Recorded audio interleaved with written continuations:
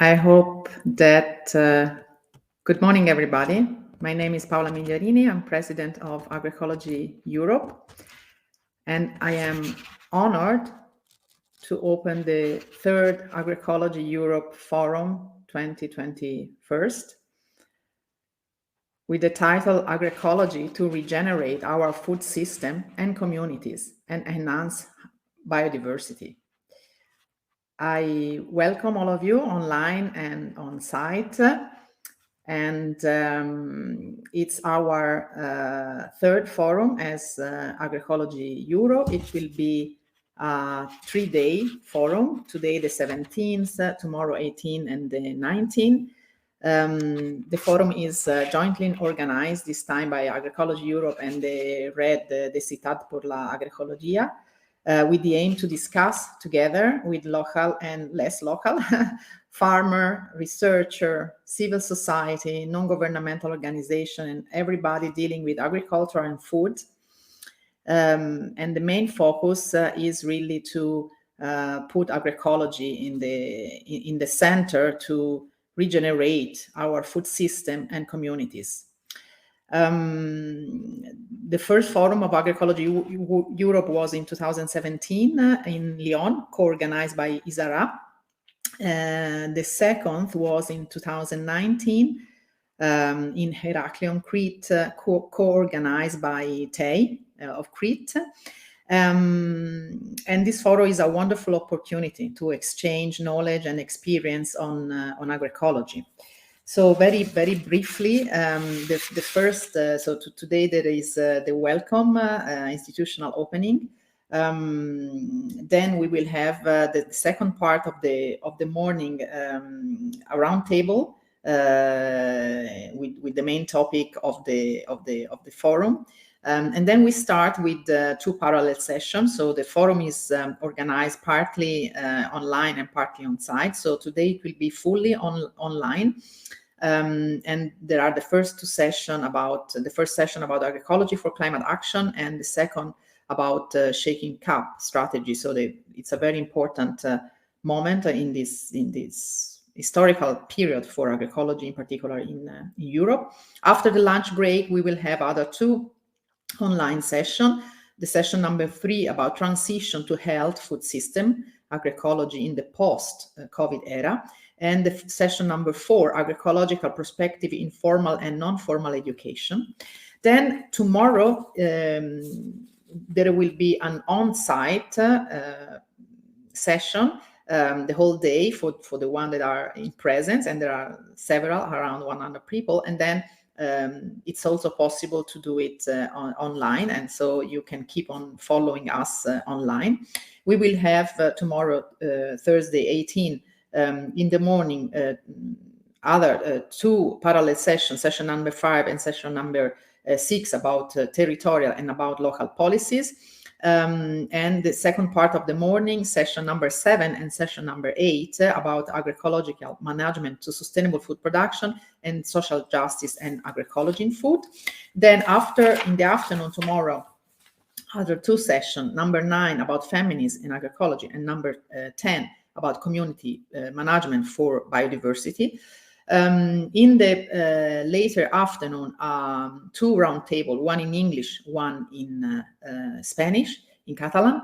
And then we will have the social dinner, and afterwards an important international scientific hour ceremony that we are very happy to host and welcome, organized by Agropolis Foundation, Olam, and BioVision.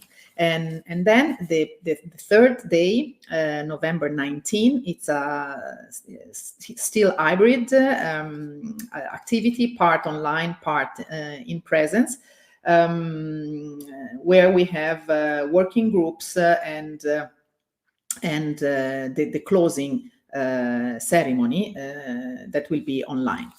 So again, I would like now to thank all the organizer and co-organizers. So I'm very happy to let's say, to thank deeply the Ayuntamiento de Barcelona, the City Council, the Barcelona Capital Mundial de la Alimentación Sustentable.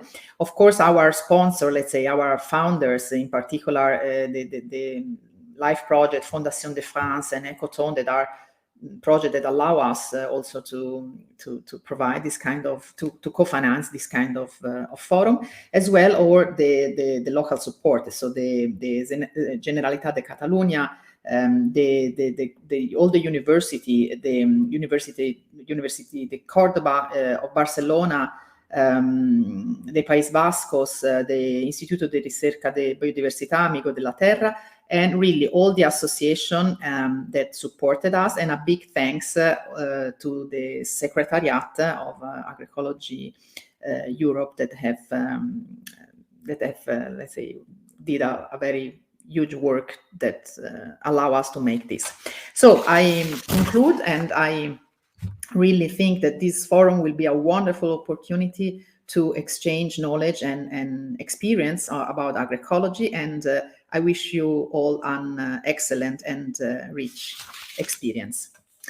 It's now my pleasure to introduce the next speaker. So I would like to invite María Carrascosa from the Red de Ciudad por la Agroecología.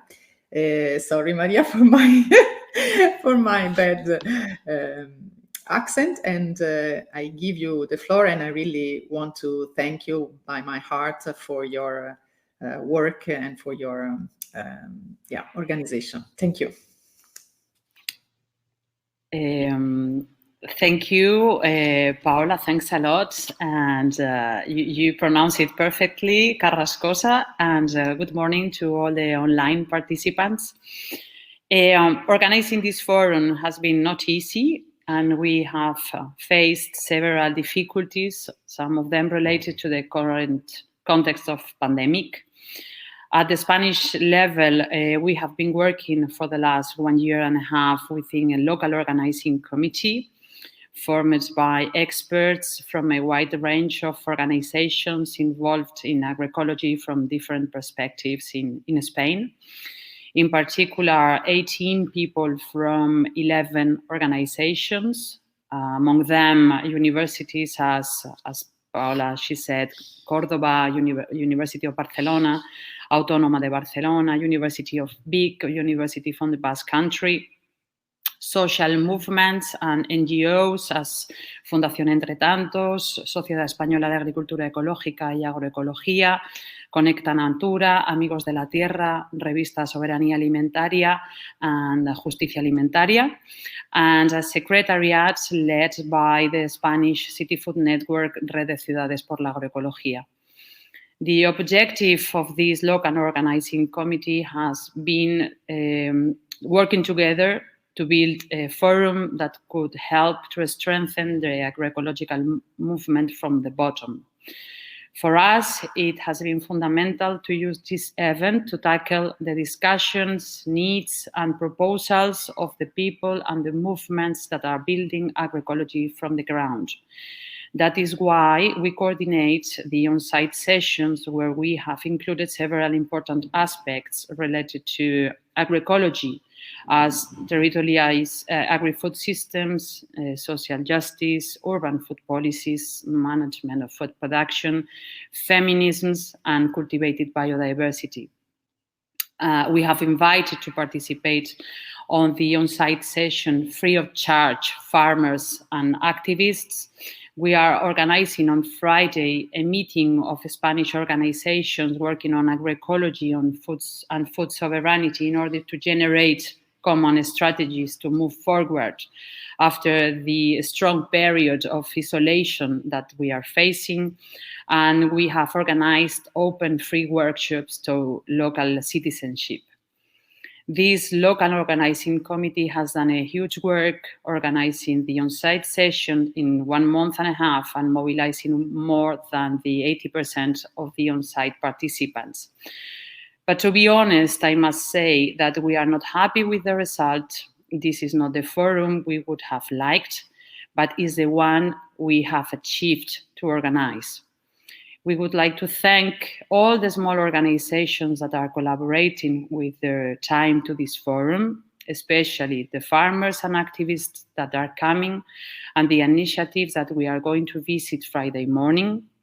The volunteers, without you, the on-site activities would not be possible. To Coati and the volunteer collaboration of the interprets, because they believe in agroecology, and to the funders, especially the Barcelona City Council, a pioneer city that is developing innovative and agroecological food policies that supported the forum from the very beginning and that it's its main funder, and also to the government of Catalunya for their support. Thanks a lot to all the organizations involved in the forum, and I hope that we have a nutritive forum. Thank you. Thank you very much, Maria, also for your direct sharing.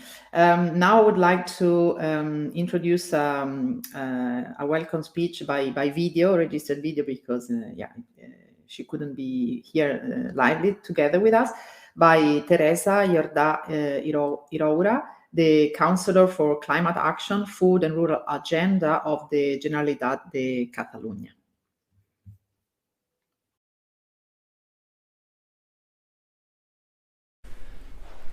Benvingudes i benvinguts, un plaer poder donar-vos la benvinguda a aquest tercer Fòrum Europeu d'Agroecologia i un plaer també que Barcelona sigui qui acull aquest importantíssim fòrum en el marc de la capitalitat mundial de l'alimentació de Barcelona 2021 que estem celebrant justament enguany. En primer lloc, permeteu-me que em disculpi per no poder ser amb vosaltres de manera presencial, però no volia deixar passar l'ocasió de dirigir-vos, evidentment, unes paraules. En primer lloc, agrair a la Red de Ciudades per l'Agroecología l'organització d'aquesta tercera edició i sobretot per haver centrat el tema d'enguany en l'alimentació i el clima.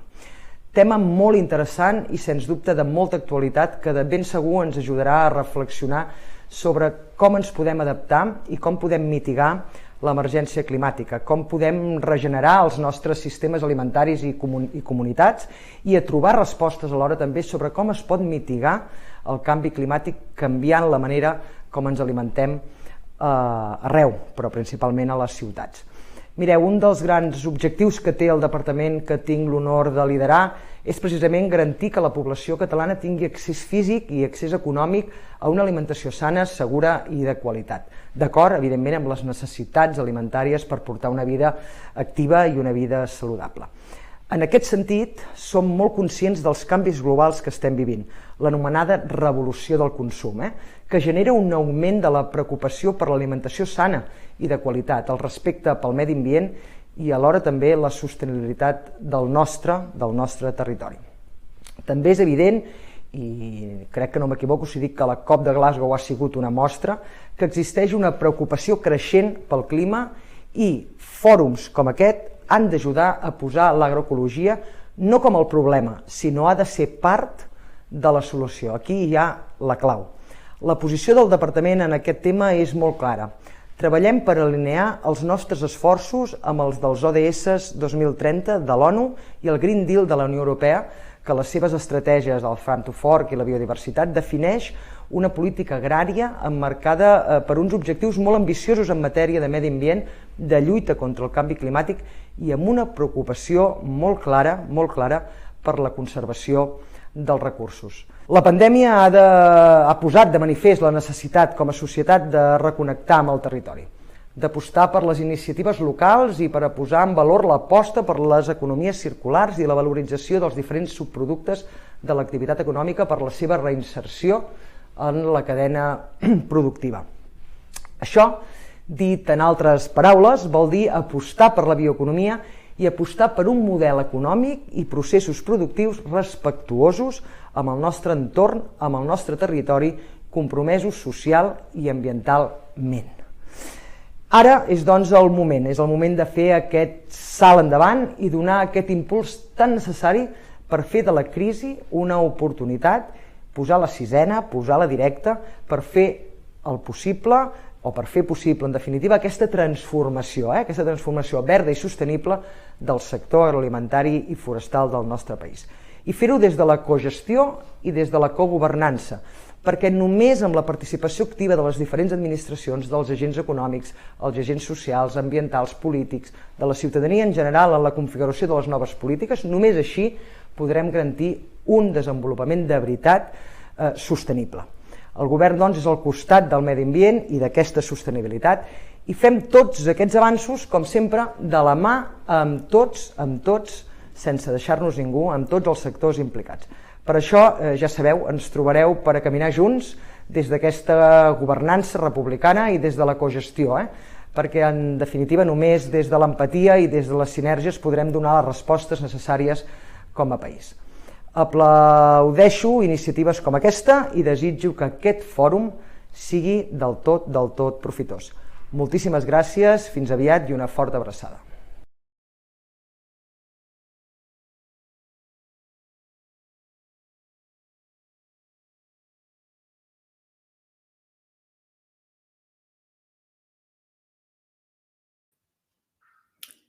Okay, perfect.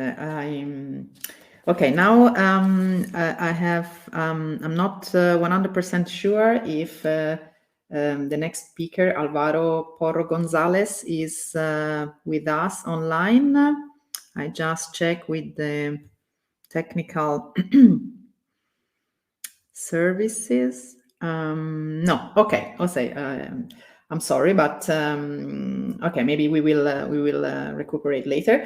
So after this, let's say, welcome institutional message, I give the floor to the moderator of the next session, Emile Frison. Emile Frison is a friend, but also, of course, let's say he was the former coordinator of Biodiversity International. A person with a long-term experience in biodiversity and in agroecology, and is member of IPES-Food panel member, and within Agroecology Europe is always very collaborating, and we share several moments. So I give the floor to Emile Frison and thank him for his support.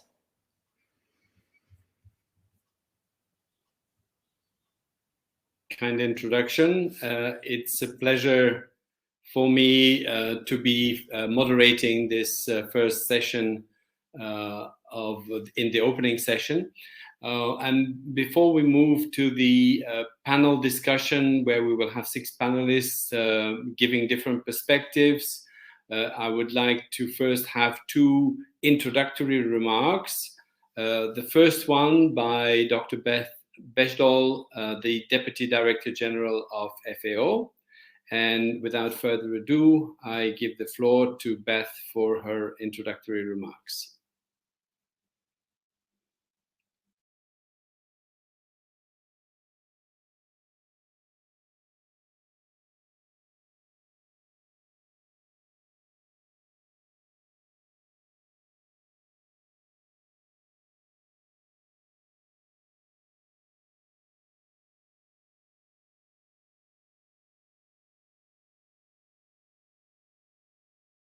Can do it.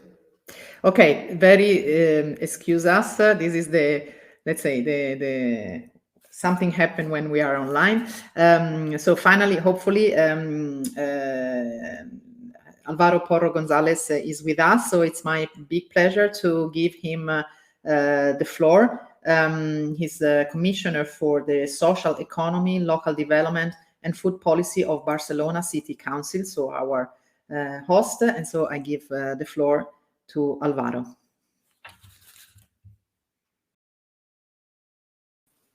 Hello, good morning. Yes, sorry everyone, I was in the wrong digital place. That's one of the things we are still learning after all this year of digital connections.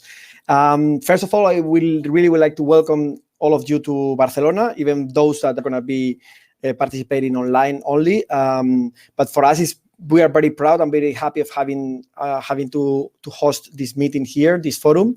It's not a coincidence. It's not like an isolated event that is happening here in Barcelona. This is part of something bigger that we are trying to develop the whole 2021. And for us, that was one of the, as María has just said, that was one of the first events we decided to host in the Barcelona Sustainable Food Capital 2021. And that was very, very clear decision for us since the very beginning, because we want agroecology to be at the core, at the basement, at the front baseline of our project. We don't understand the transition of the food system without agroecology, and it's something that we wanted to develop and to push as much as possible. So when we got this proposal from the European Agroecology Europe to host this meeting here, we thought it was just a perfect opportunity to give the space to agroecology. Since the very beginning, when we were sharing with the local team, we were setting this perspective that we wanted to have like a forum that is joining the strength and the vision of the scientific dimension of agroecology, together with the activist and the farmer perspective. And although it's been complicated, we thought, as María just explained, all the organizations that are involved, that's been partially achieved, and we really want to thank everyone for the big effort. In general, I want to thank the international committee, the Agroecology Europe, and of course the local committee, because they all together have been working hardly to make this possible, and it's not been easy because the whole pandemic situation makes very difficult any international event. But finally, we have it here. It was the first one basically for us to be decided, and it's going to be one of the last one in the program. But still, it's happening, and that's a very good news. I really would like to. It's a bit weird, no? Because we are just starting right after the Glasgow COP, the Glasgow climate change COP. We probably all have this kind of feeling of once again limited results and not enough for the real challenge we have on front of us. But the way we are trying to face this situation and this moment now in Barcelona is that we really have to look forward, and we will probably talk in the roundtable right after this institutional opening. But we really wanna say and share this feeling of the cities. We met 2 weeks ago here in Barcelona, the Milan Pact Forum, 200 cities from all over the world. Some they managed to travel here, some they were online. But we really discuss a lot of issues, but we really send one message to the states that we're going to meet in the COP, and that's really the energy we have to keep on working. And basically, we cities want to be part of the solution. We know the food system has to be changed in order to tackle a lot of different challenges, but specifically climate change. And we, the cities, although we don't have so much real power for the food markets in terms of law and regulatory instruments, but we really know we have to be part of the solution. 70% of the food is consumed in cities all over the world, and it is being increased. So there's no way we can face climate change without facing the food system challenge, and there's no way that we can do it without the cities involved on it. So we really send this message to the states. We got, looking at the results, limited maybe effort, limited impact on that, but we are going to keep on working, and we are going to be sharing this during this forum, some of our initiatives in Barcelona that we are in a mumble way trying to really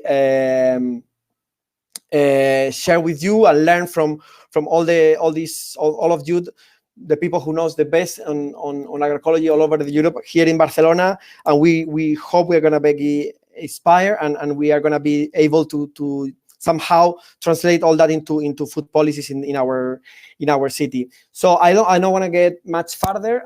We are going to have different moments during the forum to share and get more in detail into the concrete policy. So thank you very much to the organizing committee. Thank you specifically to the Red de Ciudades por la Agroecología, which has been an amazing partner for us, not only for this forum, but for a lot of the different, especially international activities and international actions we did.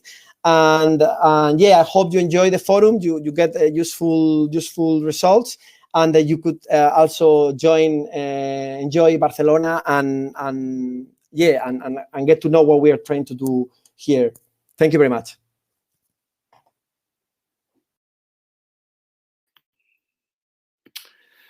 So, good morning again to everybody. It's a pleasure to be the moderator of this first session of the opening session.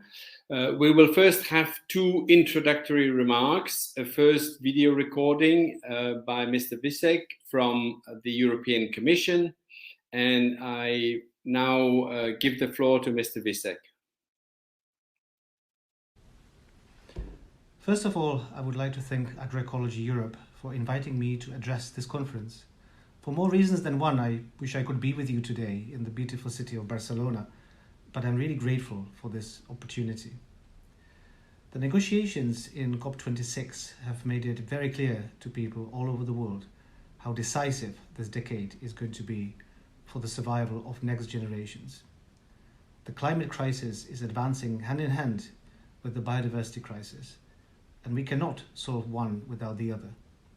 And it will not be possible unless all sectors of the economy play their role. So let's talk about food systems. The fact is that food production is one of the major drivers of biodiversity loss. The fact is that in the EU, agriculture is responsible for around 10% of greenhouse gas emissions, and about 70% of that is linked to animal husbandry. At the same time, no other sector is so dependent on biodiversity and on climate, and no other sector can actually provide so many comprehensive solutions to the climate and biodiversity crises. Our societies rely on the food systems not just for food, but also for medicines, for construction material, for clothes, and for all kinds of everyday use products. With COVID-19, we are all sitting in the first row of the unfolding drama of what happens to humanity when our respect for nature crosses the line. And this is why the link between healthy people, healthy societies, and a healthy planet puts sustainable food systems at the heart of the Commission's Farm to Fork strategy. It is a very practical plan on how to make our food systems sustainable and resilient. But let me be very clear on one thing. This transition must happen along the entire food chain. Everyone has a role to play. Farmers, consumers, as well as all those who are between farm and fork, food processors, food companies, and retailers. The strategy puts forward 27 actions and a set of targets. In order to really change our food systems, the strategy aims to halve the use and risk of pesticides, to halve the excess of nutrients, and to halve the sales of antimicrobials used for farm animals and aquaculture. All that by 2030 at EU level. To make that happen, we also need to increase the area of organic farming to 25%. We need to bring fast broadband to all rural areas, and we need to curb food waste by 50%. Let me just pause on the issue of pesticides and use them as an example. Reducing their use requires a complex approach. Farmers need to be able to replace them with alternatives and with knowledge. Farmers need to be rewarded for the extra effort, and they need to have the right toolbox along with the right funding. Citizens clearly want less chemicals in nature and in their food, so they need the right information on food, and only then they will be able to translate their wish into the choices they make as consumers. Food companies and supermarkets have to transmit the value of less chemicals and more nature all the way from farmers to consumers. And this is why the Commission will come forward with the legal framework for sustainable food in 2023, which will also include sustainability labeling. Not only will this reduce the use of pesticides, as an example, but it should also reduce food waste. This is important because if food waste was a country, it would be the third biggest emitter of greenhouse gas emissions. Less food waste means less emissions, less chemicals, and more nature, and more money in people's pockets. Now, agroecology is clearly one of the sustainable systems which we need to aspire to. I know that agroecology is not legally defined, but for me, this system has always been about finding balance between people, profit, and planet, and about getting that balance right. The question is how to scale it up. The good news is that the new Common Agricultural Policy is coming in place in less than 14 months. Among many other changes, a part of the direct payments will be allocated to a new program called Eco Schemes. They are worth about 46 billion euros, and they will reward farmers for employing practices which are beneficial for the climate and for the environment. Agroecology can obviously be supported by these eco schemes. Farmers will also have an incentive to dedicate 7% of the arable land on their farm to nature. This should have a significant positive impact on many forms of biodiversity. Eco schemes are also a way to improve the fairness of direct payments. On average, 80% of direct payments from the CAP go to only 20% of beneficiaries. It is no secret that these beneficiaries are not always farmers. While eco schemes will not fix this entirely, they will help. It will be possible and even desirable to stack up eco schemes so the more you do for the environment and for climate, the more money you will receive. I think that's much better than basing payments on how much land is owned.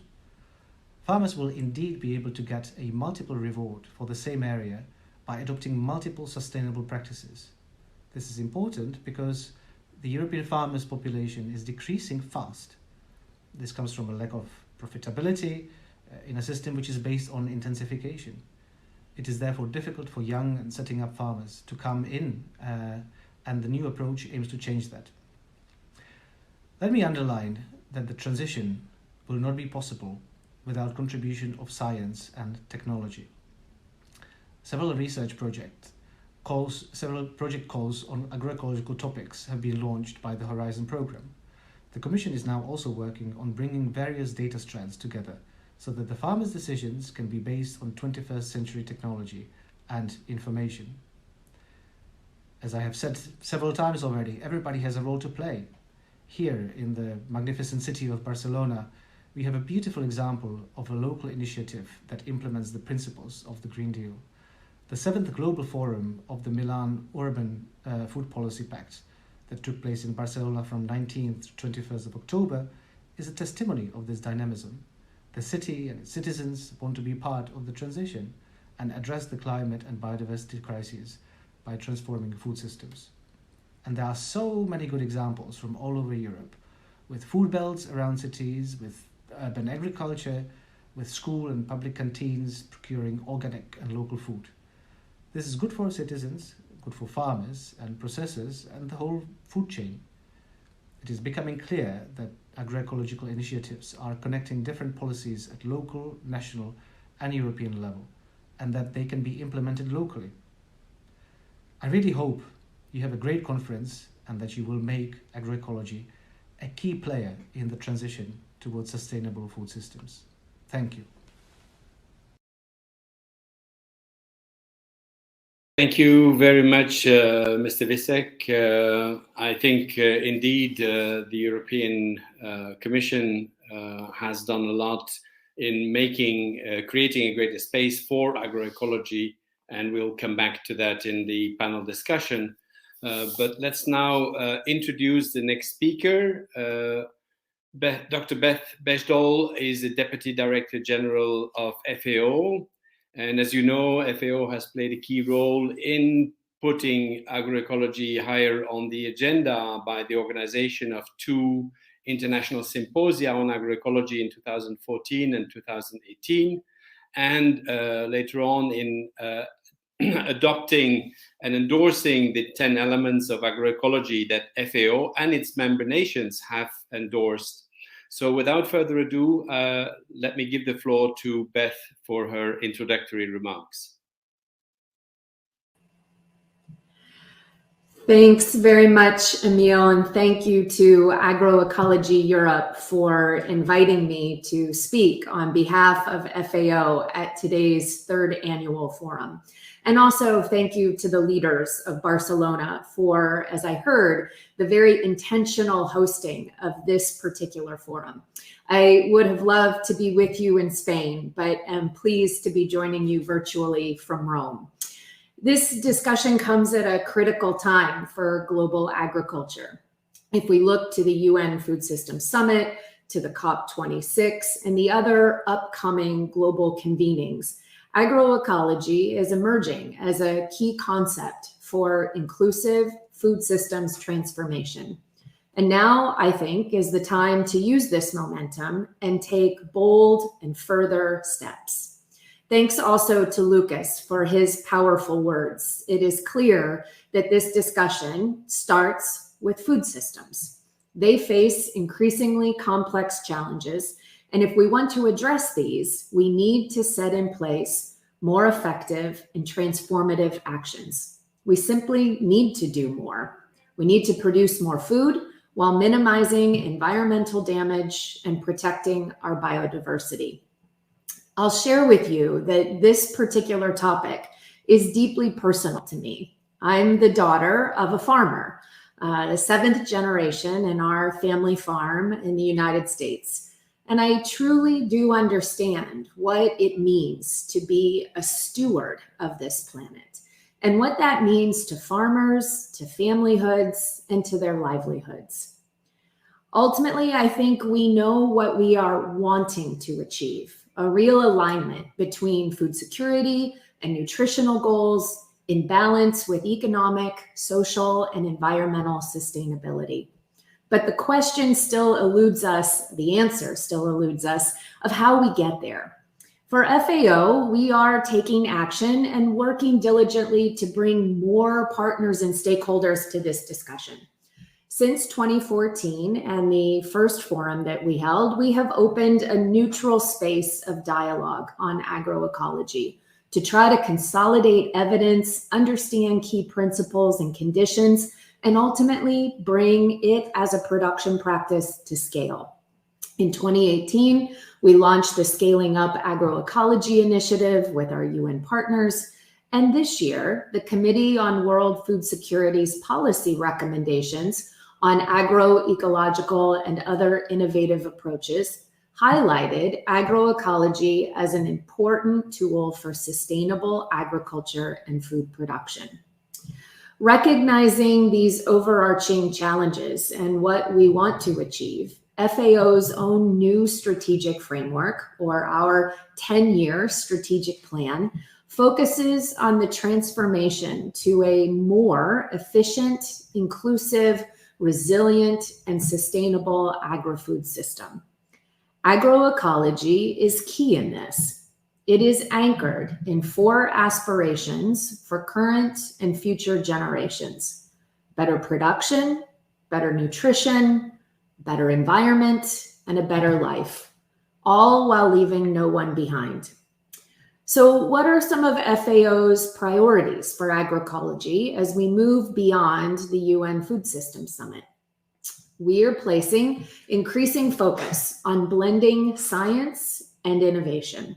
And with agroecology, we're adopting a systems approach which enables it to provide a platform for new types of innovation and link more priority areas together across our organization.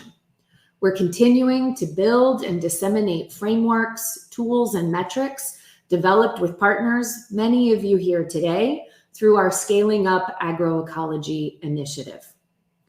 Our 10 elements of agroecology continue to serve importantly as a framework to redesign food systems, examining production, distribution, economics, and governance. And our tool for agroecology performance evaluation, or TAPE, as it is familiarly known, produces global evidence on the performance of agroecology and informs policy making through multi-dimensional assessments. This tool is being used by producers in more than 30 countries to increase knowledge and measure the sustainability of their innovations. We also continue to support efforts to enhance resource use efficiency through the implementation of the International Code of Conduct for the Sustainable Use and Management of Fertilizers. Finding innovative ways in which a variety of partners, including NGOs, the private sector, smallholders, and governments, can work together with us to implement necessary actions is extremely high on our agenda. For example, In Andhra Pradesh, India, agroecological innovations reaching 700,000 farmers through our farmer field schools are enabling women and youth to reduce production costs and increase resilience through enhanced soil and crop health. In Guyana, evidence-driven policy innovations are linking sustainable production incentives through public procurement with better nutrition through school feeding programs. In Mexico, FAO is supporting food system interventions through an interministerial platform that engages health, food, environment, and 13 different government dependencies and non-state actors. In West Africa, FAO and ECOWAS are building a 10-year program on agroecology to improve food security, land degradation, and resilience. Looking ahead, there are 3 areas where I think FAO can work together with countries and actors across Europe to advance agroecology at the regional and global levels. These are eco-schemes, multidimensional scientific research, and innovative commercialization schemes. We already heard from Lukas about how agroecology can bring systemic approaches for adopting eco-schemes that are emerging from the EU Common Agricultural Policy. To accomplish this, we need to understand the local and global implications of an increasingly circular economy and the infrastructure in terms of energy, agriculture, ecosystems, food, and health. European institutions also have a role to play in continuing to pioneer multi-dimensional scientific research. This can redefine the metrics for what sustainable food systems really are and what they can deliver. FAO is committed to working closely with different actors to reassess how sustainable food systems should look through multidisciplinary and participatory research approaches. COVID-19 underscored the importance of resilient, self-sufficient food systems. And I agree with Lukas that everybody has a role to play in how we build back better. Finally, Europe can share innovative commercialization schemes that contribute to territorial markets and circular economies while retaining value locally and boosting those local economies. This is linked to Europe's considerable experience in traditional and more culturally appropriate diets, geographical indications, and products of origin-linked quality, placing farmers and their networks as key enablers for territorial innovations. FAO really does commend and depend upon the engagement and the leading role that European actors, including many of you here attending the forum, have played to integrate agroecology into policies, research, and actions. I am confident that through the Scaling Up Agroecology Initiative and now the Agroecology Coalition emerging from the UN Food Systems Summit, we will continue to join forces with European partners to build sustainable food systems for all. Thank you again to the organizers and to all of the participants for the opportunity to be with you this morning. Thank you very much, Beth, for these very inspiring and encouraging words. What we've heard from Lukas, Visek, and from Beth really set the scene to open the discussion here in this forum. Since the last forum meeting in Crete in 2019, actually a lot of things have changed, and changed for the better, I would say. There have been the recognition of the important role that agroecology can play in making our food systems more sustainable and more resilient has been really increasing tremendously. There has been a call for food system transformation through agroecology, developed jointly by Agroecology Europe, IPES-Food, IFORM Organics International, and FIBO. That has now been signed by 350 organizations and more than 870 scientists and actors of the food systems in the world, calling for a food system transformation through agroecology. We have seen the policy recommendations that were adopted by the Committee on World Food Security on agroecological and other innovative approaches, the Scaling Up Agroecology Initiative, and in Europe, with the Green Deal, and the strategy from farm to fork, we really are moving forward in the right direction. I think we are probably not yet where we should be, and as we've seen also out of the COP meeting in Glasgow, we are not yet up to the ambitions that we should have. But let's take one step at a time, and I think see the positive things. Indeed, as Lukas mentioned, the eco schemes are an important step forward, but we must make sure that at the next revision of the CAP, that we move not from just having a part of the budget of the CAP moving in this direction, but that it entirely moves in that direction, because that is what it will take to have the kind of transformation we need. So enough in terms of introductory remarks. I will now introduce the panelists that will be part of this first session. First of all, we will have Geneviève Savigny, who is a farmer and member of the Confédération Paysanne and the European coordination of Via Campesina. We will have Philippe Pointreau, who's an agroecologist, director of the Agro-Environmental Division of Solagro. We have Ines Jordà, the coordinator of the EU Food Policy Coalition. Alain Peters, who's well known to all of you as Secretary General of Agroecology Europe. We already heard from Álvaro Porro González, the Commissioner for Social Economy, Land, Local Development and Food Policy of Barcelona City Council. And finally, Daniel López García from the Red de Ciudades por la Agroecología.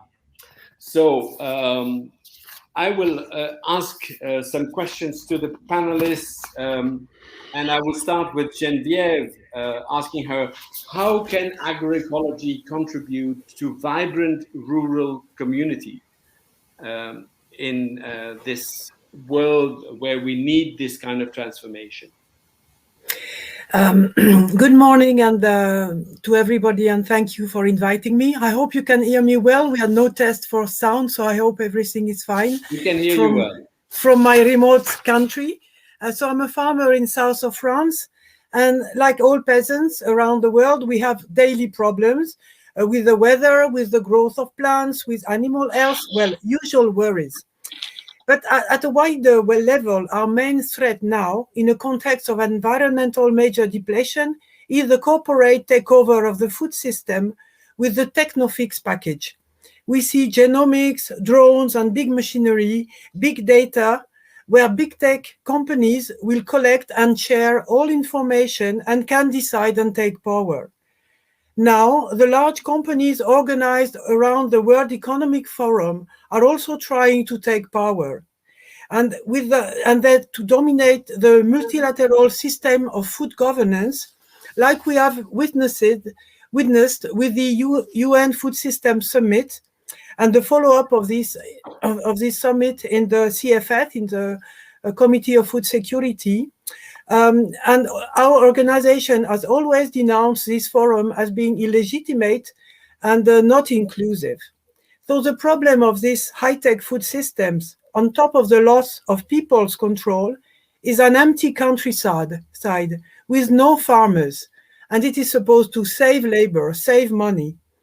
Agroecology, well, I mean peasant agroecology, based on small and medium farms, to say at human scale, means to work with nature, rebuild a living environment using less fossil energy, more human efforts, meaning more jobs. Agroecology also means shorter food chains with various delivery systems like open markets, CSA, community-supported agriculture, farmers' shops, public procurement, all these types of delivery contributing to a richer network of relationships with added value kept at local level. And this is what I'm living myself with a production of a chicken and sold on the market. At the production level, agroecological farms are often included in networks of colleagues to tackle various issues. So it develops richer human relationship with neighbors and colleagues than more mechanized farms. So for this, there is a real need to set up more farms in Europe. In France, we claim that we need 1 million farms, when at the moment there is only 400,000 farms. And with the industrial food system and farming system, only 200,000 farms are promised to be still there by 2030. And this is against the SDGs and the need for jobs and thriving countryside. So this is very important to tackle at a general level, and not to only consider the food production, but also the whole system as a whole. And something which is very important is also to consider the access to food for everybody. And in France, it's a very important debate where many organizations are asking that access to food become socialized by different means and get away from the strict and destructive market economy associated with charity business. And that means a kind of, for instance, a kind of social security. But what we find very important is that globally, food and food systems creates a lot of dynamics and discussions. And just to give a very brief example, I was yesterday in a school to discuss about agriculture and food system within a program of film showing and discussions in schools and different people. So I could say a lot about how we contribute to a living countryside, thank you, Genevieve, and I think insisting on the social dimension of agroecology and the focus it has on people rather than just on profit is very important. So within Europe, how can all European farmers adopt agroecology in practice? I can say, we need to stress that agroecology first means more farmers, and to be able to become and remain farmers need a fair and stable income that allow a normal life, and also that allow farmers to imagine possible systemic change, to engage in systemic changes without too much anxiety. To create confidence and to imagine the future, you need to have some certitude, some safety about your income, and this is something that the CAP does not provide, in fact, as it has been recalled several times. For this, we claim, and ECVC has always claimed, that we need policies that get away from competition between farmers and between countries, but we need policy to organize and protect markets to ensure decent prices for agricultural products and good quality production. So this is a basis. And in spite of not having those policies so far, a transition is ongoing, often for farmers in search of autonomy of choice and decision, or because the inputs like fertilizers and seeds or so on are getting very expensive. And so to become more autonomous, farmers make shifts in their production systems. It can also be because of the health of animals that is getting too bad or needs too much interventions, and for the health of the farmer himself. And this can lead to abandon pesticides, or to take back the cows to grassland, or to adopt some climatic and environmental measures that are in the rural development at the moment. You have different schemes that are ongoing on several years, and that some farmers are taking, and that can have some good effects. Eco schemes so far, we are afraid, it is promising, but we are afraid that the measures themselves that are being discussed and proposed at the moment are not completely in line with what is expected. But let's see. So it often also happens. The shift also happens often at the change of generation. When a new generation take over the farm, then the young person will start organic farm or different production, short food chains, and then they will develop another kind of production based on agroecological on agroecology, but very often they will not call themselves agroecological farmer. They will be organic or just farmer, but basically it is on the direction to agroecology. The fact is there. But we have to be very careful that agroecology is not taken over by what we call big ag and big tech, that are again really developing with using any words that they can to make their own business and profits on the back of real genuine farmers and genuine consumers willing to be more sustainable. So they will use all kind of greenwashing, misleading labels and practices. So agroecology must be by and for the people, organized in communities, be they in regions or cities, informal sometimes, but at a level where food is considered as a right and also as a link between people and not as a commodity, and where food democracy can be organized. Thank you, Geneviève. And I think insisting on the need to have specific support, especially for young farmers, to do this transformation and is very important, and also warning about the dangers of co-optation of wording and greenwashing. But let's move on now to Philippe Pointreau. And what do you think are the main conclusions of the research project BioNutriNet concerning the impact of an organic diet on health and environment? You are muted. Yes. Okay. Yeah, thanks for your invitation. First, just to say that Solagro is a non-profit organization based in Toulouse and involved in the food, energy and agriculture transition. The main conclusion, I will start by the conclusion. For me, it's very important to link agroecology with sustainable diet, because these are the two pillars for to succeed in the ecological transition. So concerning, we had the chance to participate to a research project led by the health research in France, in CERM. So BioNutriNet is a project to estimate the diet of about 30,000 participants along a gradient of organic food consumption.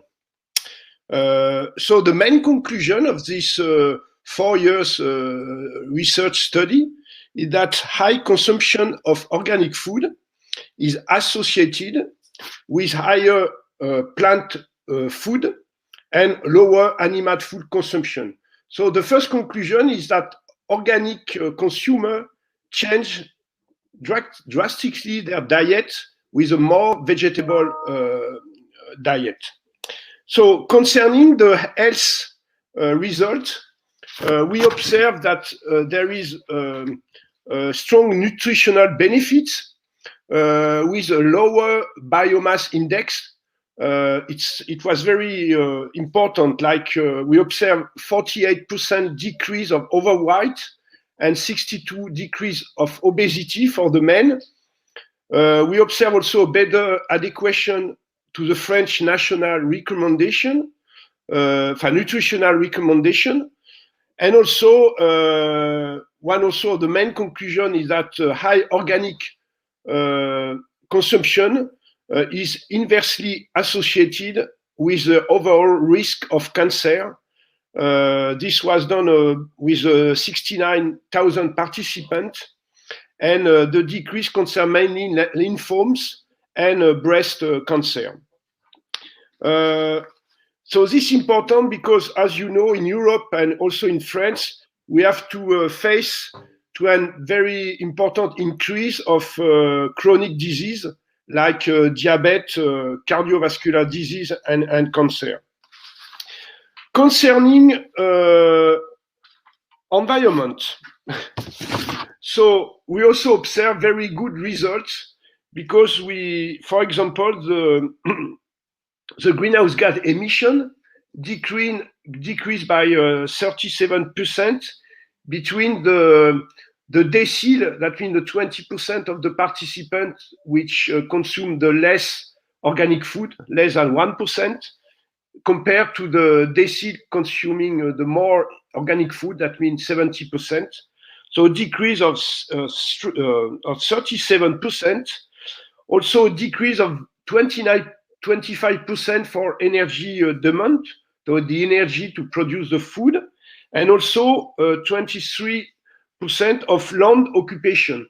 That means a high organic food consumer need less land to produce his food.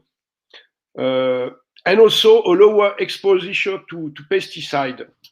But one important remark is that we observe a higher monetary cost for organic food regime. We estimate that at 1.7 euro per day. Okay, there it could be seen that it's low, but for some people it could be important. So this is important for the policies that to see how we can decrease this higher cost for sustainable food. So that's are the main conclusion of this study, and you could find all these results because they are being published on the main scientific reviews. Thank you very much. I think these are very interesting results, and some are even going against claims that have been made that organic farming will require more land. If we see that organic diets require less land, that's, I think, a very interesting way of analyzing this. Let's see now how, according to your experience, can agroecology support sustainable food systems? Yeah, so the answer is yes, but as I say, we first need to change our diet. So we really need to link our diet and agricultural practices. That means we have to go to more vegetable production. So that means we have to decrease the husbandry or the meat consumption by 2, and only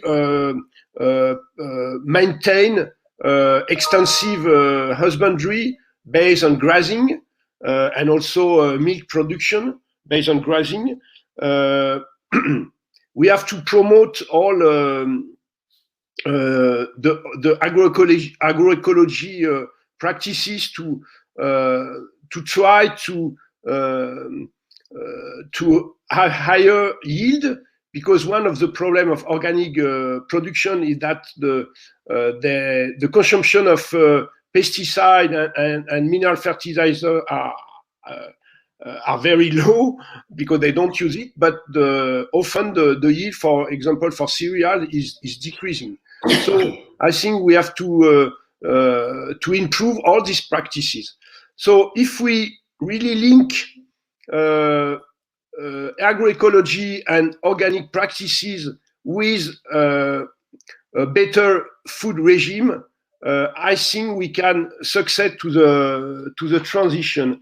And we show that in a scenario called after 2050, a scenario for France, and we show that by changing our regime and agricultural practices, we can reduce by 2 the greenhouse gas emission of agriculture in France, and by 4 pesticide uses.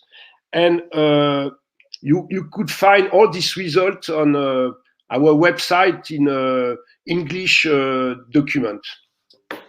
Thank you very much. And I think thanks for reminding us that indeed it's not just about the production, but that also the consumption has to change. And I think that's a very logical thing. Producing something different, if consumers are not changing their behavior, that's not going to work, and vice versa. So let's move on now to the next panelist, Ines Jordana, the coordinator of the EU Food Policy Coalition. Maybe you can say 2 words about how this coalition emerged in Europe after the Food and Farming Forum in 2019.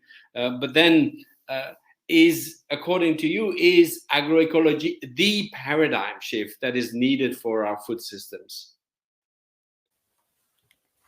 Good morning, everyone. Thank you so much for the invitation. I'm a bit overwhelmed to share a panel with the speakers and moderator here today. I hope I could represent well the 57 organizations that are taking part of the EU Food Policy Coalition, which indeed emerged after a profound analysis and work that took place between 2016 and 2019 in rethinking food systems from a systems approach. So moving away from sectoral policies into what could be a common food policy for the EU. So for that, IPES-Food and the panel of experts and the over 300 participants that were part of different workshops and discussions put out together a recommendation document, a very important report for us, which sets the vision on how we want to achieve this common food policy for the EU.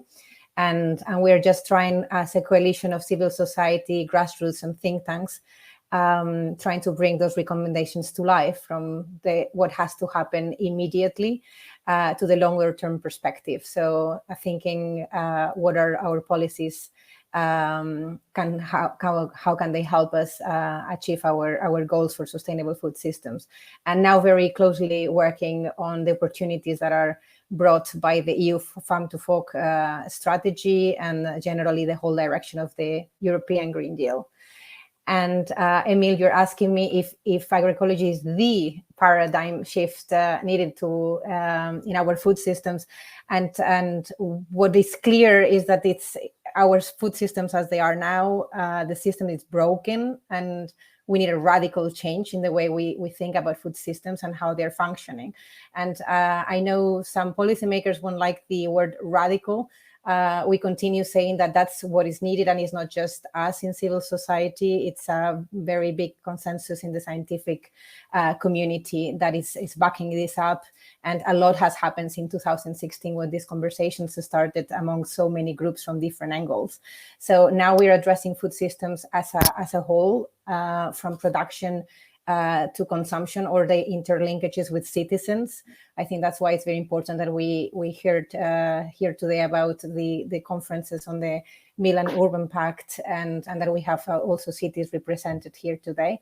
So the current industrial system cannot solve the problems we are facing, and it will not be solved with business as usual or speeding up on new technologies, on this realization that something will come that will save us, that comes later than the problems that we're basically exposing us to.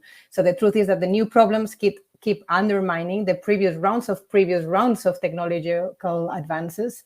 So we need a real rethink, and to move away from the narrative of continuously increasing food supplies, further manipulating agroecosystems, and go into a model that can move us towards these diverse, knowledge-intensive and ecology-based systems. And those are the ones that can tackle the current deficiencies in food systems. So it's about, we heard Genevieve, it's about valuing the local and traditional knowledge, but linking it with scientific information. And we see that agroecology has a unique potential to really succeed where current systems are failing. So reconciling concerns such as food security, ecosystem protection, biodiversity loss, climate change, nutritional health, poverty, social, ecological, economic, inequalities, anything you can think of, it comes all together to this systemic approach, and it's the paradigm change that we need. Thank you. Is it possible to mainstream agroecology into the policies governing the EU food systems? Well, together with all these many organizations that we are collaborating in the EU Food Policy Coalition, we say yes, it's possible. And luckily, we have tools now that tell us that scaling up and mainstreaming agroecology into policies is not only possible, but it's also necessary. So it's, I think you refer yourself, but I think it was Beth who brilliantly exposed this earlier today, what the FAO has been working on setting out those 10 elements of agroecology and instrumentalized into these 13 principles to allow the planning and management and evaluation of what an agroecological transition can look like. And I know it seems complex because we are saying that you cannot just take one of the elements and say that you're applying agroecology into a policy. So we're trying to convince policymakers from local to international level that they have to assess every policy they put into place with this holistic approach and with all of these elements and principles at hand. And although it looks very complex, in fact, it's just a matter of having a checklist. Is what I'm proposing and what we're voting on or what we're designing aligned to the principles of improving resource efficiency, strengthening resilience. So Lukas Visek, in his address, he mentioned himself that we need resilient food systems. So are they looking, when they talk about the possibilities of eco schemes, are they just looking partially at what can be done for recycling or reducing certain inputs, or are they looking also at the soil health, animal health, biodiversity, the synergies, the economic diversification, and everything that encapsulates the social equality and the share of responsibility, including the co-creation of knowledge, the changes in diets with taking into account the social values? I mean, all of these principles need to be addressed, and it is possible if we really make them understand that it's not just a partial part that you can take and then basically remove all the rest. Then you will not have an agroecological transition. We are convinced that it's possible. We continue doing this task of trying to explain this in whichever meeting we have and in whichever paper we put across, and evaluating any policy that we see. So that's a bit our role now as a group, as a civil society, and you as experts, to continue asking and demanding for this. So not greenwashing and not clearing up some of the principles in order to just favor the ones that are more easily applicable.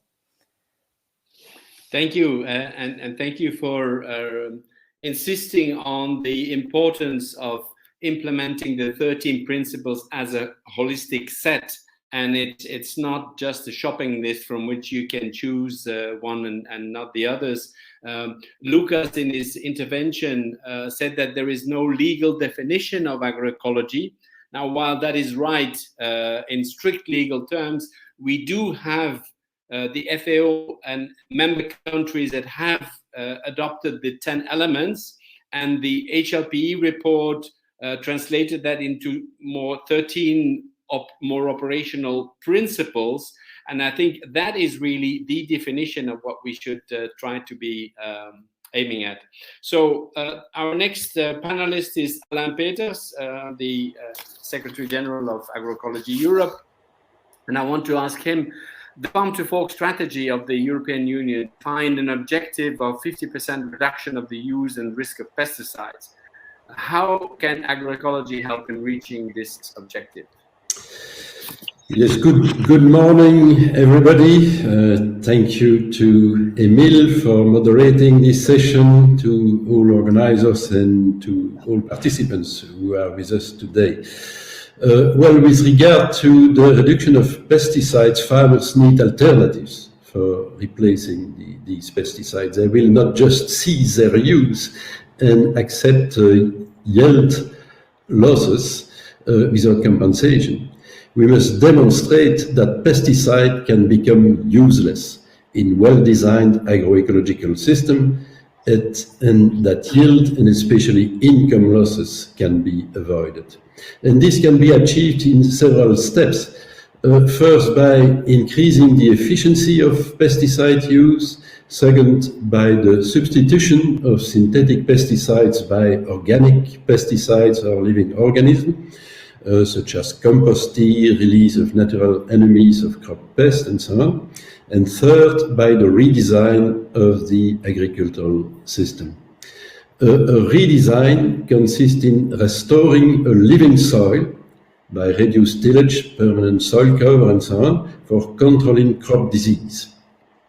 Developing an ecological infrastructure for increasing wild population of natural enemies of crop pests, redesigning the crop rotation for controlling weeds, and all these techniques combined in a coherent way can replace totally or partially in the first step fungicide, insecticide, and herbicide. This transition could be supported by the eco-schemes of the new CAP reform. If these eco-schemes cannot be selected in a shopping list that Emile just mentioned, without any coherence in the choice, but by encouraging farmers to adopt a coherent set of eco-schemes that can combine techniques for weeds, disease, and pest management and redesign the system. They could, for instance, receive more subsidies for the adoption of 3 coherent measures than the sum of subsidies they could get for each individual measure adopted separately. And this is the spirit of a position paper that Agroecology proposed to the European Commission, and this was well received. So again, this holistic approach is fundamental and should be applied to the implementation of the eco-schemes. Thank you. I think what you said about the ways to move from just increasing efficiency and substitution of synthetic with organic pesticides to the redesign, I think that is often a step that is not considered. People think about the potential of just replacing synthetic pesticides with organic ones. But agroecology is about more than that. It's really about redesigning the system to create a healthy environment. Now, you mentioned the eco-schemes. How can these eco-schemes really contribute to biodiversity restoration also on agricultural land and to the development of agroecological systems? Well, biodiversity is at the core of agroecological systems. It is biodiversity that provides ecosystem services that may replace fossil energy-based inputs, such as synthetic fertilizers and pesticides. For instance, legumes can biologically fix nitrogen, soil life can improve soil structure, soil fertility and crop health, and so on. Agroecological systems provide habitats for various functional species, such as earthworms, symbiotic crop bacteria and fungi, and others, but also for birds, butterflies, and other farmland heritage species that are among the most threatened species of all European habitats. They can clearly restore populations of some threatened bird species, such as partridges or shrikes. This is perfectly in line with the objective of the biodiversity strategy of the European Union. Eco-scheme subsidies in combination with agro-environmental measures that we should not forget can stimulate the adoption of techniques that implement these habitats of heritage species, such as flower-rich herbaceous strips, hedgerows, non-harvested strips of cereals, late-cut meadows, and so on. They can also contribute to the sequestration of carbon in soils and by doing so, increase soil organic matter and soil life. This will restore soil biodiversity that is the forgotten basis of food chains. Soil life benefits indeed to many forms of biodiversity, such as insects, amphibians, reptiles, birds, and so on. This would contribute to the implementation of full-of-life habitats that are fertile, produce quality products, ensure acceptable yields, good income, and restore biodiversity. This is a five-win virtuous system. It is really what I observed in agroecological farms that I coached or managed in the last 10 years, an explosion of wildlife population in communities in these agroecological farms, and very quickly after the beginning of the transition. And this is a big hope for the redeployment of biodiversity on the huge surface occupied by agricultural activities. Thank you. And I think highlighting the central role of biodiversity, both as part of the agroecosystem, more diversity within the system, but also the role it has in increasing wild biodiversity in agricultural landscapes. That is very important. So let me move on to the next panelist now, Álvaro Porro González, from Commissioner for Social Economy in the City Council of Barcelona. So Álvaro, why has Barcelona created the project of Barcelona World Sustainable Food Capital 2021? And what's the role of agroecology within this framework? Thank you very much, Emile, and the rest of the panelists. It's an honor to share this digital table with people that know so much about the challenges of food system. Basically, talking about the roles of cities, and I've been going a bit further than just Barcelona right now. I think 2015 was like a turning point with the starting with the triggering of the Milan Pact. Right now, I think we are more than 200 cities, but on that moment was around 100. And I think that the main message to the international agenda of this Milan Pact was that cities were saying, we want to be part of the solution. It's true that we have been not very much active in food policy in general. It was historically or traditionally seen as something more for the national states governments or for the international organizations, where is where the regulatory mandate and the regulatory powers are in relating to food system. But as is happening in another topics and about the proportion of population in the world is living in cities, there's no way we can face the big challenges without the cities. So although cities, we don't have regulatory powers to face a lot of the challenges of the food system. Within our territory, our space as cities, there is like 70% of the food consumption, and this is going to be increasing in the next years and the next decades.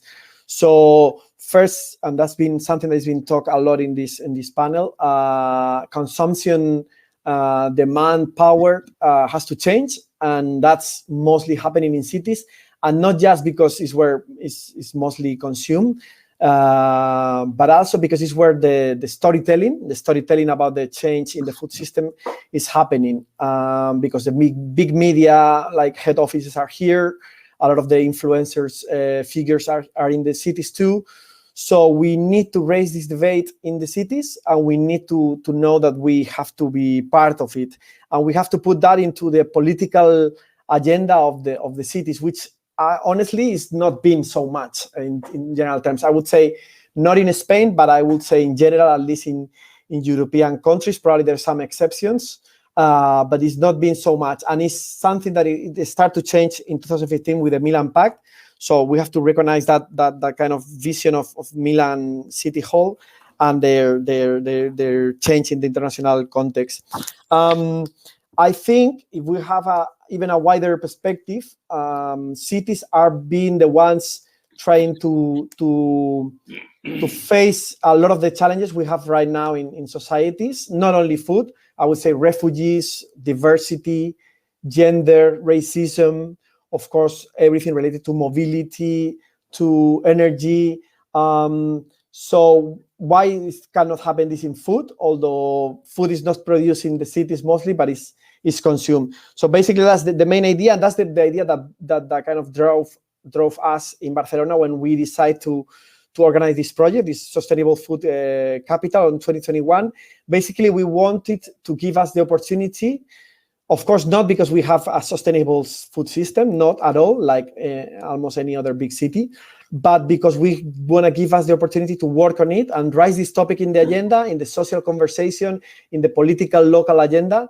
And basically, we summarize in like 3 kind of lines of works we've done this project. One is the organizing of dozens, I would say even hundreds of activities and events. Some organized directly by the City Hall, other ones hosting or supporting, like this one, for example, the European Agroecology Forum, to kind of make sure that everyone in the city kind of makes some reflection, because if there's one thing about the food, is everybody does it. Everybody has their own opinion. Everybody has their own practice. And then it's easy to kind of generate a social conversation about it. And I think we're quite happy about it. This October has been the peak point, and like 100,000 people have participated in a lot of different activities on the public space related to food. Then this hosting of the city's forum of Meal and Pact, which it was a challenge because the whole pandemic situation, but we are quite happy about the result. And basically, we managed to send this very strong message to Glasgow, and our mayor, together with the mayor of Paris and London and other cities from different parts of Europe and the world, send this message to the States. We create also this kind of policy-making instrument, which we call Barcelona Challenge, with the amazing help of the Red de Ciudades por la Agroecología, that they really did the scientific work on it. And basically, it's a toolkit, and it's a commitment of cities to really tackle the climate footprint of our food systems with concrete policy making and with concrete data assessment of it. The third line will be making policies, policy making. Of course, all these kind of things like world capitals of any topic, it should be basically a triggering element, an excuse, if you want, to really make policies that are going to make the real impact and are going to leave a legacy for the future to really change the system, the food system, which is what we want. And for the last thing, we are now starting a process to build up a food strategy for 2030. So we make sure that we have a framework to keep on working, not just the City Hall, but together with all the other allies we have in the city, working already in this food transition. And agroecology, of course, is at the baseline of everything. We are pushing. We are taking all this multi-dimensional, multi-level approach of agroecology to food systems. That's the way we understand food policies. And we basically, it's like a cross-cutting dimension or vision of our way of looking at it. Thank you. You mentioned that a lot of the policies are not taken at the city or regional level, but at the national level. But what role can cities play in pushing for the transformation of our food systems, also as a way to tackle the climate emergency? Yes, Emile, you are right. And basically, we try to kind of summarize in 3 big challenges that are the challenge where the cities, looking at the transformation of the food system, could make their bigger contribution. Of course, first one will be the climate change challenge. Right, last week we present a report where we make a calculation of our footprint as climate footprint, carbon footprint in Barcelona food system, because we have it already calculated for energy, for mobility, but not for food. is part of the good effects of this Sustainable World Capital project. That now when we speak about climate change in Barcelona, everybody thinks also in food system, when before maybe a lot of people just thought in cars and chimneys and energy. So our calculation says that if we add up the transport, the energy, and the food footprint of Barcelona, we have just food is 40% of it. So we really need to tackle this challenge. Of course, the European strategy from field to the plate, from farm to the fork, is really a main objective for Europe. But I think cities, we really need to make sure that there is a strong tendency, a strong trend on change our diets, as I think the report from Alain from Philippe, sorry, it was showing us. We need to tackle that, and that's, for example, what we think we are doing right now is we are changing the whole food procurement, public procurement of the city hall. We are making a strong criteria that facing climate change footprint of food, and this is already happening in a very strong way in all our kindergarten system, public system, which is managed directly by the municipality, and we have 9,000 daily menus which really are facing climate change with ecological and local products. Also, our wholesale market, where Mercabarna, where we have the quite a lot of influence, although it's not just a city hall facility. We managed to set up 2 new facilities within there. One is the first organic European exclusive wholesale market, and the other one is a kind of pioneering center for reusing of food, and it's going to triple probably the amount of food that is reused, reappropriated.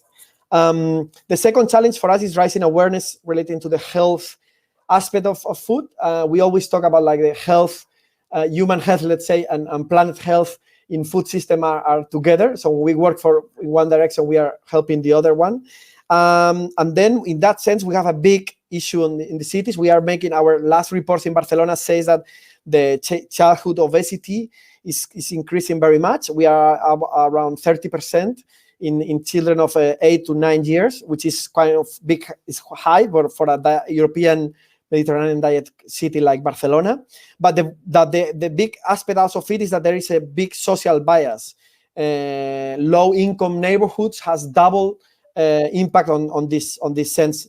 That's why we are working very strongly with now 50 primary schools to rebalance menus and to introduce food as a key aspect of education, so the children can really get out of their primary education with a strong perspective, and could be like a changing actor, change makers in their households. And the last one and the third, but also very important challenge for us will be to renew the relation between urban and rural dimension, between urban society and primary sector, agricultural sector. I have to recognize that I think cities, we've been not really looking to the other side about the crisis in the primary sector for the last decades. Just in Catalonia, 35% of the agricultural income has fallen in the last 20 years, and 25% in the last 10 of the primary sector occupation, labor, has also decreased. So we have an amazing crisis going on for decades in the rural world, in the primary sector. Cities, we have been looking to the other side. Of course, if this has happened in other economic sectors, like, for example, cars sectors, we will have this on the front line of the papers for a very long time, but this is not happening the same when it's happening in the primary sector. So we see this has to rethink about our relation to the food system, to the primary sector, to the rural world. We need a rural alive ecosystem in socioeconomic terms to have a balanced territory, and we see that every summer, especially with the fires, that people in the cities get very very worried about it, but that we don't see sometimes the structural roots of it. In the cities, our big issue is housing. The budget devoted by households to food has fallen 65% since the 60s, but the part dedicated to housing is being increased by 200%. So here we have one of the big policy dilemmas we have to face. We ask the people to be able to spend more money in food, but we have a big problem of housing, and the people have to spend their money in the houses. So that's one of the things we have to see in this rethinking the relation, and we have to make sure, and that's my last idea, that we, the cities, are like the ally for the change in the consumers. And we need to create this alliance, and that's what we are trying to do in Barcelona, between the small local markets, the small local shops, and the small local production. They are both being, let's say, pushed out of the food system by the globalization and the corporate power. But we need them to be allies, and we need the small shops, the small local markets that we have a lot in Barcelona. I still have an interesting market share still of the fresh products. We have to make an alliance, and that's why we are. And right now, I have 50% of the shops within our local markets. We have 40 local big markets in Barcelona, and 50% out of 700 shops has get into our program to kind of be the channel for the selling of the local sustainable products. Okay. Thank you. This leads me very naturally to the topic that will be dealt by the next speaker, Daniel Lopez Garcia from the Red de Ciudades por la Agroecología. So what's been the role of agroecological food networks in Europe to provide enough and adequate food to marginalized social groups during COVID lockdowns, and how can we strengthen such networks? Hello, good morning. Thank you, Emile, and thank you for your invitation. I have to say that firstly that I'm here also representing the other organizations which have been strongly involved in the local organizing committee of the forum. I have to say colleagues from University of Vic, Barcelona, Córdoba, Autonomous of Barcelona, Basque Country, but also organizations as the Spanish Society for Organic Farming, Agroecology Europe Youth Network, or Friends of the Earth Spain, and I will try to transmit some ideas and discussions we are already having in the Spanish agroecological and food sovereignty movement. In this sense, I have to say that the pandemic and the related socio-sanitary measures taken have led to a significant increase in food insecurity in Europe, and this wave of impoverishment comes on the top of that generated after the 2008 crisis in a context of austerity and social cutdowns. The measures adopted have made it difficult to maintain the production and distribution chain of fresh food, worsening the diet of people, especially of the most vulnerable groups. Public emergency food services have been overwhelmed, and self-organized networks in neighborhoods and villages for food distribution have been a very important element in sustaining food provision for thousands of families who have been expelled from access to livelihoods. Local production has been overwhelmed, and in those territories where local food production and alternative food networks were developed, it has been possible to supply fresh, quality, and sustainable food to the local population. This situation, linked to the increasing number of adverse climatic events, highlights the need to strengthen, as the other speakers have been talking about, to strengthen and protect local food systems, community networks, and organic farming. But agroecology must go beyond organic farming and not less than organic farming. It has to go much beyond agroecology, linked to sustainable diets, the strengthening of local food networks, and the commodification of food is the only way to organize food as a right for the whole population, reinforcing the resilience of our societies regarding current global challenges. Agroecology and localized food systems are additionally necessary ways to prevent future food system-related pandemics and to mitigate climate change, as we are talking about. A focus on the needs of marginalized and impoverished social groups is often contradictory to economic growth. Social ecological sustainability, including climate action, also becomes often contradictory with economic growth. Sustainable, healthy, and adequate food cannot be a luxury for high and middle income social groups, but a common good and a right for the entire population. And I think this kind of networks linked to agroecology has been strong, has represented very important experiences on how this can work in a really extraordinary event as the current pandemic. Thank you. What governance arrangements do we need to promote an ambitious agroecological transition for food systems in Europe? Yes, as some speakers have said before, I think that an agroecological transition for the European food system needs more farmers and strengthening the position of women, youth, day laborers, food workers in the food chain. A food policy in Europe must embrace good food as a right and as a common and not as a commodity. Therefore, a European food policy must avoid concentration of power along the food chain and let the society and the stakeholders which represent the common interest to decide on what food system do we need. Sustainable farmers, food workers, social and environmentalist organizations, local communities, marginalized social groups, and local governments must be the fundamental agents of the multi-level food policy co-production process. Agroecology movement itself goes far beyond research centers. It is a bottom-up social process to achieve socio-ecological sustainability for the entire food system by mobilizing growing layers of social groups with a special focus on gender, race, income, and territorial inequality. There is a need for non-hierarchical processes and decolonial approaches to agroecology. Focusing on local communities means listening how they speak, why they need, what they need, and co-create with local communities multiple paths of agroecological transitions, adapting to local conditions and agents.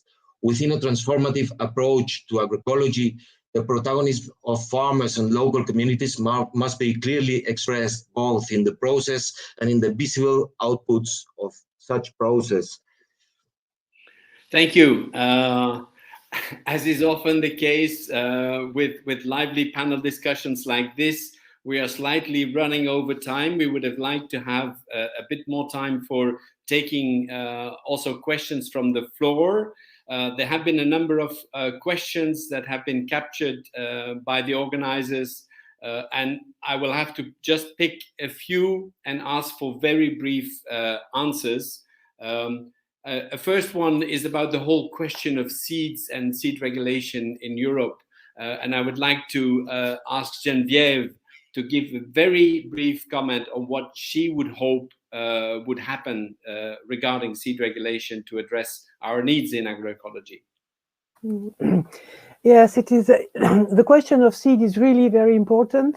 So it is really important to develop a clear regulation for peasant seed systems so that we can develop our own system and free of all pollution from other commercial seeds. And seed regulation that should be based on the right to seeds, as it is in the Declaration on the Rights of Peasants and also in Article 9 of the Treaty on biodiversity, on the I can't say TIRPA treaty, I can't say it properly, but it is very important to have this possibility, and also to have a strict regulation of GMOs in Europe, be they old GMOs or new breeding techniques. It is really very important to clarify this point and to be able to develop farm seeds and peasant seeds, and develop this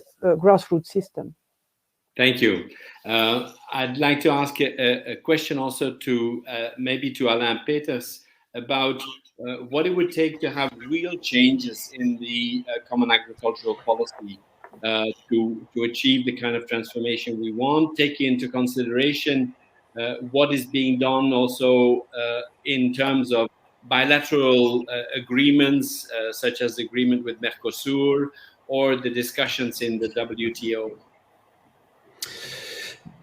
Yes, it's not an easy question, of course, because it's we haven't the power to solve that by ourselves. But indeed, some agreement, such as the Mercosur, can have a very negative impact on the agricultural production in Europe, and can again put a pressure on farmers, and unfortunately probably increase the decline of farmers' population. I'm very concerned about the still fast decline of this farmer population, and if you look at the trend within 6 to 7 years or so, the number of farmers in Europe will be extremely low, and this is a loss of knowledge. It's of course a drama for many farmers and farmers' families, but it's also not the interest of citizens, because we need farmers for producing quality products, for managing landscape, to restoring biodiversity. This cannot be done by robots, you know. And so in this negotiation, citizens can have a high influence. It's not just a question of food markets, it's a question of society projects, and everybody is can be affected by this trade agreement. So what we can do as citizens is putting the pressure on decision makers. Okay, thank you. I'd like to ask one quick last question to Philippe Pointreau, maybe, about the policy measures that can be put in place to move towards more sustainable diets. If you had to pick one policy measure that could be taken to help us move towards sustainable diets, what would that be? First, I want to say that we have the plan for sustainable diet in France. The problem is that they are not well known and they are not applied. I just can say, as proposal, the proposal of the European Parliament a few months ago, using the taxes, and they proposed to have a lower tax on sustainable food and a higher taxes on non-sustainable food. That could be a good idea, but there are different way, and maybe the last proposal, like in Barcelona, could be all the food used in the restoration, in the restaurant and so on, that can be more sustainable. So I think there is and also the consumer can change their own diet very easily. So I think the most important is just to promote all the plan which have been done in Europe to promote sustainable food. And also FAO has also made a definition of sustainable food. Okay, thank you. Maybe if I can add a personal comment to that, we often a lot of pressure is put on consumers on changing their food behavior, but we must take into consideration also the food environment.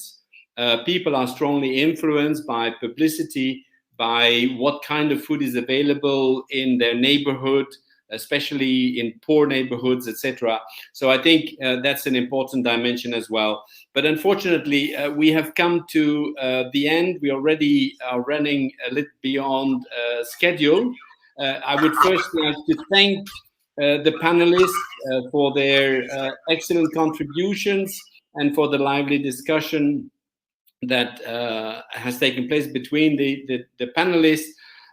I would want to end this introductory or plenary by saying a few encouraging words. I think that in the last year, certainly the last few years, but maybe more particularly even in the last year, we are making good progress in putting agroecology more squarely on the agenda, on getting a better understanding of what agroecology is about, that it's not just about some agricultural practices, but that it is about redesigning our food system from production to consumption, and that we really need to take this as the 13 principles of agroecology as a package to move forward.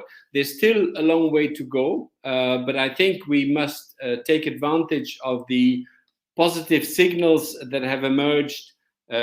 We heard about the creation of the Coalition on Agroecology, where 27 countries and 36 organizations have already joined this coalition, including Agroecology Europe, where we are seeing that in discussions in the margins of the climate, that really agroecology has an important role to play from the climate challenges, etc.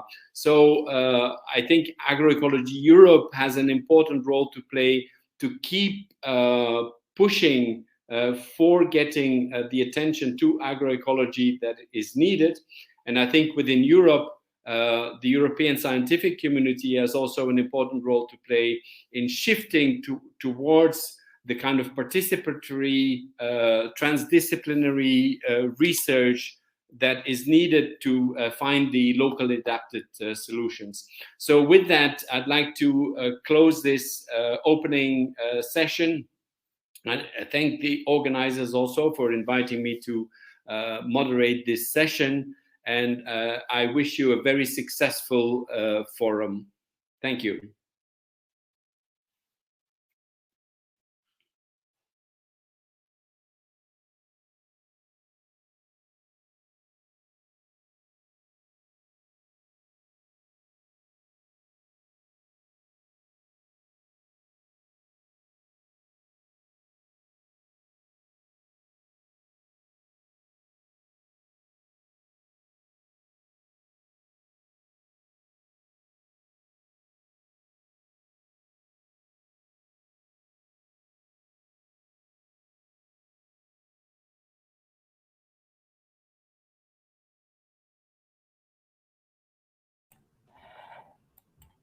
Thank you a lot for joining. We will have a 15 minutes break now, and we welcome you to also explore a little bit the networking area where you're able to connect with different speakers, with the different participants of the event. And we see you soon here on this stage. It will be session 1 on climate action.